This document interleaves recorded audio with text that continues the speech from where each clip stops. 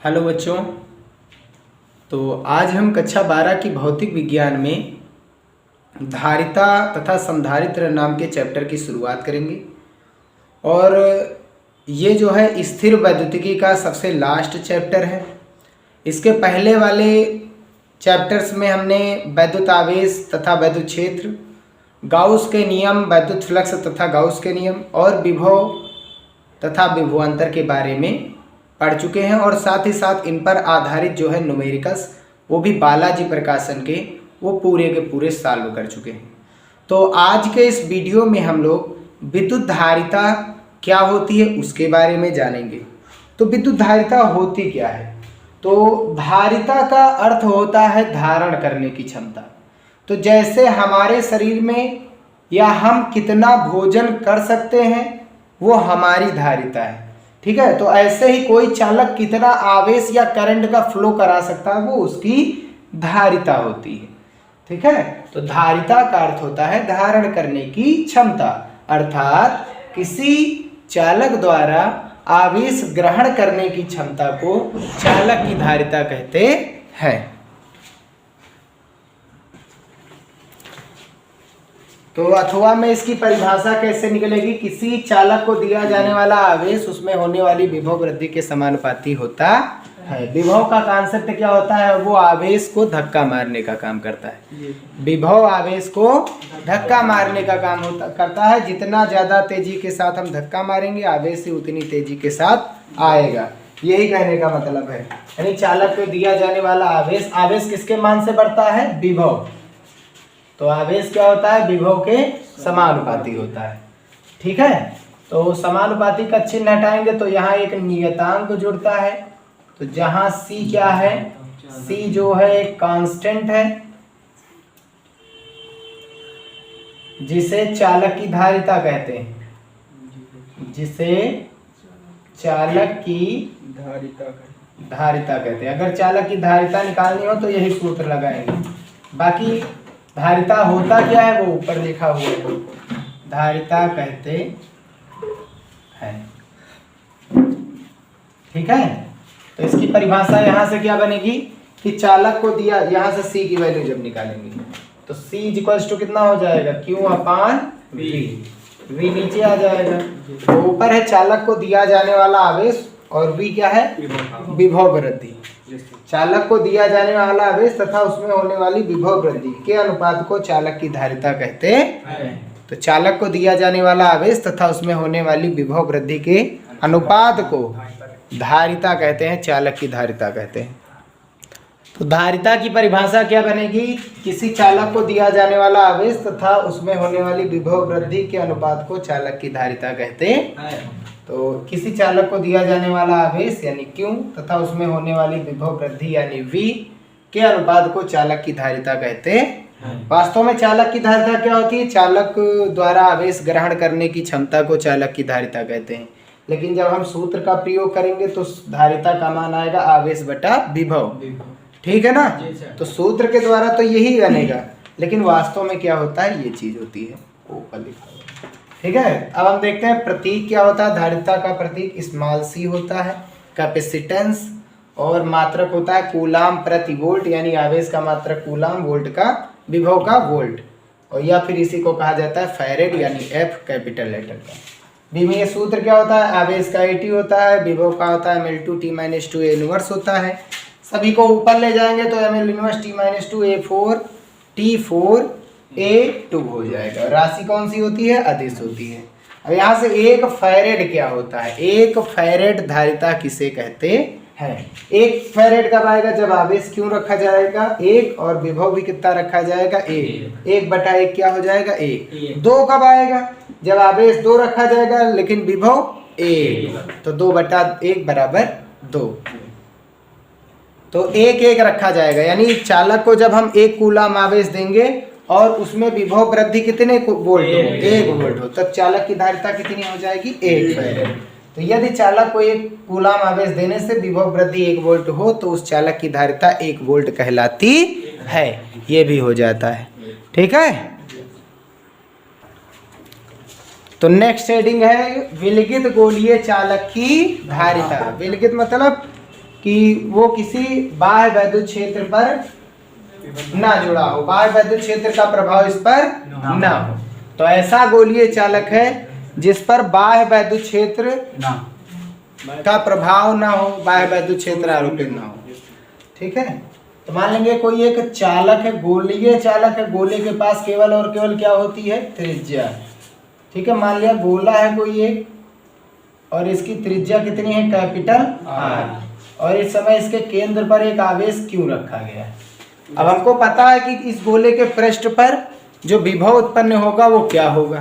तो स्टेटमेंट में क्या लिखेंगे, माना एक कोई आवेश क्यू है जो एक गोले के केंद्र पर रखा है। माना कोई एक आवेश क्यू किसी गोले के केंद्र पर रखा है तथा गोले की त्रिज्या कैपिटल आर है। तब गोले के पृष्ठ पर विभव, गोले के पृष्ठ पर विभव का मान, पृष्ठ या पृष्ठ के भीतर समान वही विभव होता है। पृष्ठ के भीतर और पृष्ठ पर विभव उतना रहता है, बाहर बदलता है। गोले के पृष्ठ पर विभव, पृष्ठ या पृष्ठ के भीतर भी निकाल सकते हैं। तो ये क्या होता है, V = K का मान 1/4 पाई एप्सिलॉन और इनटू में Q/ त्रिज्या कितनी है, कैपिटल R। और साथ ही साथ यदि अंदर का माध्यम परावैद्युत माध्यम हो तो क्या होगा, चलो हटाओ अभी रहने दो, निर्वात के लिए हम निकाल रहे हैं, बाद में देखें। हमको पता है चालक की धारिता कितनी होती, किसी भी चालक की धारिता, धारिता निकालने का सूत्र यही है चालक की, C = Q/V। तो Q का मान यही आवेश तो Q ही है, Q आवेश है तो Q है। विभव कितना उत्पन्न कर रहे हो, 1/4 पाई एप्सिलॉन और इनटू में Q/ कैपिटल Q से Q कैंसिल, ऊपर एक बच्चा, ये कहाँ चला जाएगा, ऊपर। तब चालक की धारिता 4 पाई एप्सिलॉन इनटू कैपिटल, ये कहाँ पर की बात हो रही है, वायु में। कहाँ की बात हो रही है, वायु में। अगर कोई माध्यम की बात हो रही होती तो किसी माध्यम में, कोई एक परावैद्युत माध्यम है, किसी परावैद्युत माध्यम में, तो किसी परावैद्युत माध्यम का मतलब किसी कुचालक की बात की जाएगी। ठीक है ना, तो मान लेंगे कोई एक परावैद्युत माध्यम में क्या होगा, इसका C का मान, और परावैद्युत माध्यम के लिए परावैद्युतांक कितना दिया गया है, K। ठीक है, तब C जो है परावैद्युत माध्यम के लिए, किसी भी माध्यम जो परावैद्युत है उसके लिए क्या हो जाएगा, 4 pi epsilon capital K into R। ये इक्वेशन फर्स्ट निकाल रहे हैं और ये सेकंड निकाल रहे हैं। तुलना कराएंगे तब भाग कराएंगे, तुलना का मतलब भाग, equation first divided by second. तो ऊपर वो किसकी धारिता है, वायु की, और नीचे किसकी धारिता है, ये माध्यम की। तब इन दोनों का अनुपात देखो, वायु की धारिता 4 पाई एप्सिलॉन कैपिटल R और माध्यम की कितनी है, 4 pi epsilon capital K into R। ये दोनों आपस में कैंसिल हो जाएंगे। तो यहाँ पर इसे पलट देंगे तो K कहाँ चला जाएगा, ऊपर, और माध्यम कहाँ चला जाएगा, ऊपर। माध्यम की धारिता ऊपर हो जाएगी और वायु की धारिता कहाँ हो जाएगी, अतः माध्यम का परावैद्युतांक माध्यम में उसकी, मतलब माध्यम में, उस माध्यम में चालक की धारिता और वायु में चालक की धारिता के अनुपात के बराबर होता है। तो ये होता है इसका। ठीक है, तो नेक्स्ट हेडिंग है आवेशित चालक की विद्युत स्थितिज ऊर्जा। यानी किसी चालक को जैसे जैसे हम आवेश देते रहेंगे वैसे वैसे हमको कार्य करना पड़ता है, और वो कार्य जो होता है बल के विरुद्ध होता है, तो इसीलिए वो हमें स्थितिज ऊर्जा में, यानी जो हमारी ऊर्जा व्यय होती है वो आवेशित चालक की स्थितिज ऊर्जा में चली जाती है। ठीक है, जब भी हम कोई कार्य करते हैं बल के विरुद्ध तो हमारी ऊर्जा में क्या आती है, कमी। हमारी ऊर्जा में अगर कमी आ रही तो वहाँ पर वो ऊर्जा दूसरे के रूप में जा रही है, तो दूसरे के रूप में कहाँ गई है, स्थितिज ऊर्जा के रूप में चली जाती है। ठीक है ना, तो जब हमारी ऊर्जा में कमी आएगी यानी वो स्थितिज ऊर्जा में जाएगी। तो आवेशित चालक की विद्युत स्थितिज ऊर्जा, यानी किसी चालक को आवेशित करने में, आवेश देने में जो भी कार्य करना पड़ता है वही कहलाती है चालक की स्थितिज ऊर्जा। ठीक है ना, तो तो इसका डेरिवेशन देखते हैं। तो मान लिया कोई एक चालक है यहाँ पर, ठीक है, तो ये एक चालक है। अब हम क्या करेंगे, इसे धीरे धीरे क्या करेंगे, आवेशित। आवेशित का मतलब शुरुआत में हमने इसके पास एक धनावेश ला करके रख दिया, तो हम यहाँ पर इस समय, अच्छा इसका विभव क्या है, इस चालक पर कोई आवेश है, कोई आवेश नहीं, तो विभव भी क्या हो जाएगा, जीरो। विभव जीरो है, ठीक है ना। मान लिया हमने किसी भी तरीके से अनंत से एक कूलाम आवेश लाए, विभव निकालने के लिए परिभाषा पढ़े ना, तो कार्य कब करना पड़ता है, जब अनंत से एक कूलाम आवेश लाना पड़ता है। तो एक कूलाम आवेश की बजाय एक कूलाम आवेश लाना तो दैनिक जीवन में संभव नहीं है, तो इसलिए हम क्या करते हैं, Q1 आवेश लेकर के आते हैं, Q0 या Q1 आवेश। तो एक आवेश यहाँ पर लेकर के आते हैं धनावेश। जब यहाँ पर लेकर के आते हैं तो यहाँ पर देखते हैं चारों तरफ कोई आवेश तो है नहीं, तो जब आवेश नहीं है तो जो हम आवेश ला रहे हैं, बल्कि हमको पता है धनावेश है, तो जहाँ आवेश है ही नहीं तो आवेश आवेश पर क्या लगाता है, बल लगाता है। ये आवेश, इस वाले आवेश पर कौन बल लगा सकता है, केवल आवेश। अब जब यहाँ आवेश ही नहीं तो क्या इस पर कोई बल लगेगा, यानी पहला जब आवेश लेकर के आते हैं तो इस पर कोई बल नहीं लगता है। तो शुरुआत में विभव क्या है, जीरो। जब चालक को कोई आवेश नहीं होता है तो उस समय विभव भी क्या होता है, शून्य होता है। लेकिन जब पहला आवेश लाते हैं यानी कार्य कुछ भी नहीं करना पड़ता है। लेकिन जब हम दूसरा आवेश लेकर के आते हैं, पहला आवेश तो लाए, कुछ भी कार्य नहीं करना पड़ा, लेकिन जब हम दूसरा आवेश लेकर के आते हैं Q2 आवेश, हमको पता है Q2 भी क्या है, धनावेश। यहाँ पर पहला आवेश आ चुका है, अब ये प्लस वाला आवेश जब यहाँ पर आएगा तो क्या लगाया जाएगा, बल। यानी ये वाला प्लस इस वाले प्लस को प्रतिकर्षित करेगा, ढकेलेगा दूर। तो इस बल के विरुद्ध हम क्या करेंगे, कार्य करेंगे। तो बल के विरुद्ध हमको कार्य करना होगा, तब हम यहाँ पर दूसरा आवेश लेकर के आएंगे।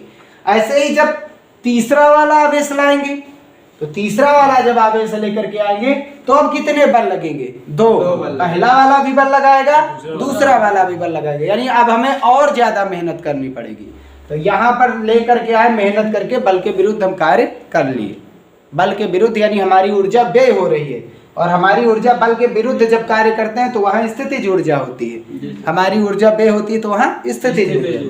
अब हम जब चौथा वाला आवेश लेकर के आते हैं तो अब कितने आवेश आ चुके हैं, तीन। यानी अब तीन बल लगाएंगे, पहला वाला आवेश भी बल लगाएगा, दूसरा वाला भी लगाएगा, तीसरा वाला भी बल लगाएगा, यानी और ज्यादा कार्य करना पड़ेगा। तो फिर यहाँ पर प्लस मान लिया आ गया। फिर से जैसे जैसे अब आवेश लाएंगे हमारा कार्य क्या हो जाएगा, धीरे धीरे बढ़ता जाएगा, बढ़ता जाएगा, बढ़ता जाएगा। और ये कार्य ही किसमें संचित हो जाती है, स्थितिज ऊर्जा। किसके रूप में, चालक को आवेशित। हम कार्य तो कर रहे हैं, हमारी ऊर्जा भी व्यय हो रही है, लेकिन वो ऊर्जा किसमें जा रही है, इस चालक को आवेशित करने में। इसीलिए ये क्या कहलाता, कृतकारी ही चालक की स्थितिज ऊर्जा कहलाती है। बात क्लियर है ना। तो प्रारंभ में विभव क्या था, जब कोई आवेश ही नहीं था। प्रारंभ में विभव, तो प्रारंभ में विभव क्या था, V1 मान लेंगे, वो कितना था, जीरो था। लेकिन क्यों आवेश देने पर, मान लिया हमने टोटल इसको कितना आवेश दे दिया, क्यों, तो क्यों आवेश देने पर, क्यों आवेश देने पर विभव, अब इसका विभव, आवेश क्यों है तो मान लेंगे अब इसका विभव कितना बढ़ करके हो गया, V। तो प्रारंभ में आवेश क्या था, जीरो, लेकिन जब धीरे धीरे आवेश हमने टोटल कितना दे दिया, क्यों, तो इसका विभव जो जीरो से था कितना बढ़ करके हो गया, V। जीरो से V, ठीक है ना। देने पर विभव V2 बराबर कितना हो जाएगा, V। यानी औसत कितना विभव हो जाएगा, औसत विभव, पदों का योग बटे पदों की संख्या, पदों का योग यानी कि V1 प्लस V2, जितने लोगों का जोड़ो उतने से भाग, दो लोगों को जोड़ा गया, दो से भाग, ठीक है। पदों का योग बटे पदों की संख्या, तो योग करें बटे संख्या।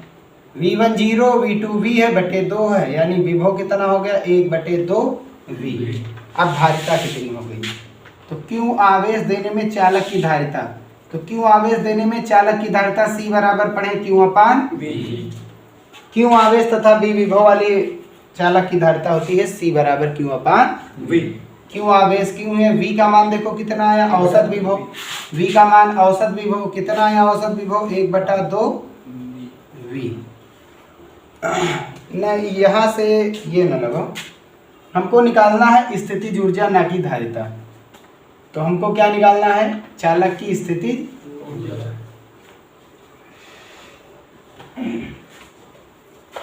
चालक को आवेशित करने में कृत कार्य, चालक को आवेशित करने में कृत कार्य, करने में कार्य।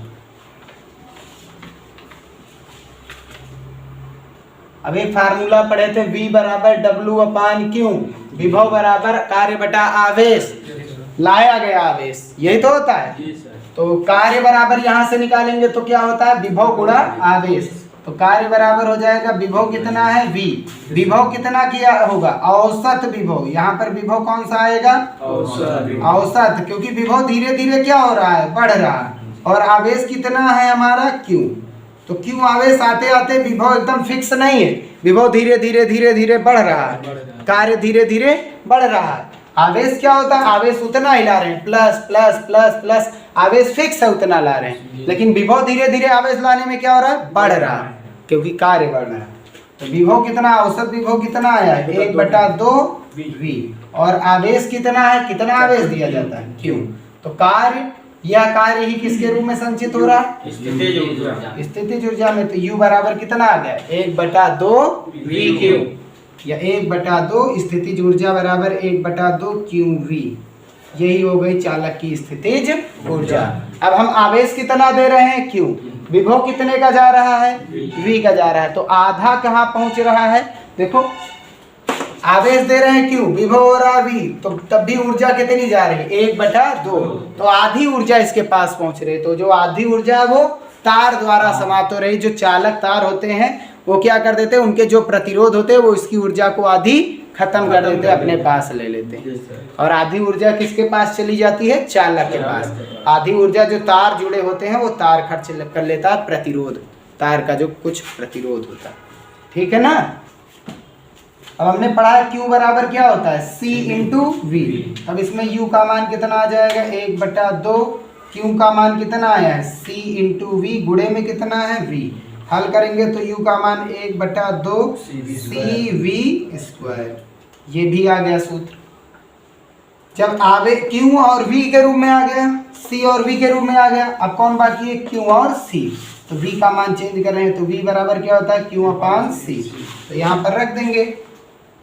तो U बराबर कितना हो जाएगा, 1/2 C, V का स्क्वायर करेंगे तो Q² बटे में C² हो जाएगा, C से C कैंसिल, U बराबर 1/2 Q²/C।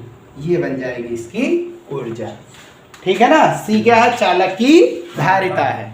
तो ये बन गया आवेशित चालक की स्थितिज ऊर्जा।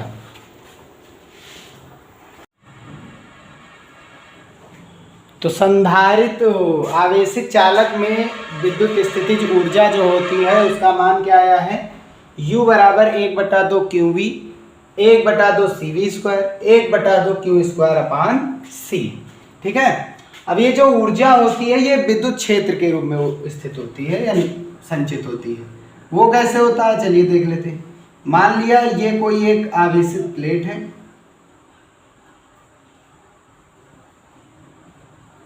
ये एक संधारित्र क्यों लेकर के हम यहाँ समझते हैं। हमको पता है प्लस से माइनस की ओर क्या होता है, वैद्युत क्षेत्र। प्लस से माइनस की ओर हमेशा क्या होता है, वैद्युत क्षेत्र। अब वैद्युत क्षेत्र की तीव्रता देखो, ये जितनी ज्यादा पास होगी वैद्युत क्षेत्र उतना ज्यादा प्रबल होगा। और ये पास पास कब हो सकती हैं, ये पास पास तभी हो सकती है जब यहाँ आवेश ज्यादा होगा। तो आवेश ज्यादा होगा यानी आवेश ज्यादा है तो हमको कार्य भी क्या करना पड़ेगा, ज्यादा। अगर यहाँ आवेश ज्यादा आ रहा है तो इसका मतलब हम कार्य भी क्या कर रहे हैं, ज्यादा। तभी यहाँ इसके मध्य वैद्युत क्षेत्र की तीव्रता भी क्या आ गई है, बढ़ गई है, ठीक है। तो वैद्युत क्षेत्र की तीव्रता यानी वैद्युत बल रेखाएं बहुत पास पास होंगी, इसका मतलब आवेश बहुत ही प्रबल है, बहुत ज्यादा है, तभी पास पास है, ठीक है ना।